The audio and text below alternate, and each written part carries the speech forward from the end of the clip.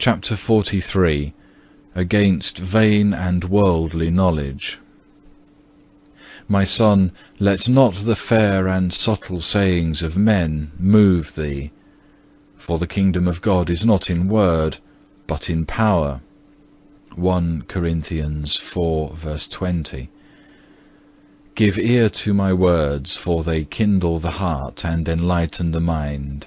They bring contrition, and they supply manifold consolations. Never read thou the word, that thou mayest appear more learned or wise, but study for the mortification of thy sins, for this will be far more profitable for thee than the knowledge of many difficult questions. When thou hast read and learned many things, thou must always return to one first principle. I am he that teacheth man knowledge. Psalm 94 verse 10. And I give unto babes clearer knowledge than can be taught by man. He to whom I speak will be quickly wise, and shall grow much in the spirit. Woe unto them who inquire into many curious questions from men, and take little heed concerning the way of my service.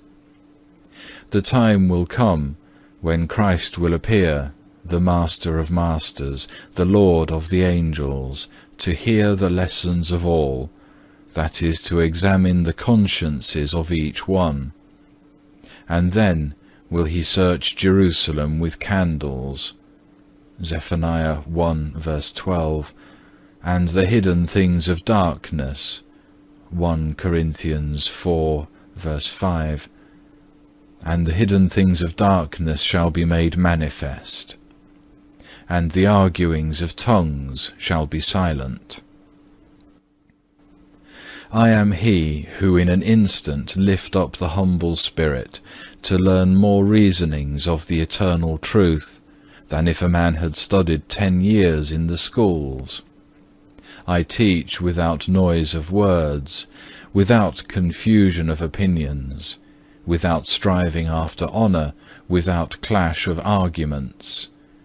I am he who teach men to despise earthly things, to loathe things present, to seek things heavenly, to enjoy things eternal, to flee honours, to endure offences, to place all hope in me, to desire nothing apart from me, and above all things to love me ardently.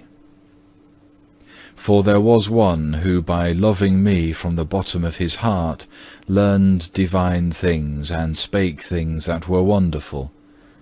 He profited more by forsaking all things than by studying subtleties.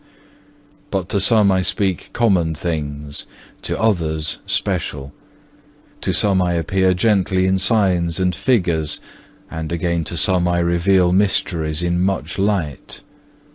The voice of books is one, but it informeth not all alike.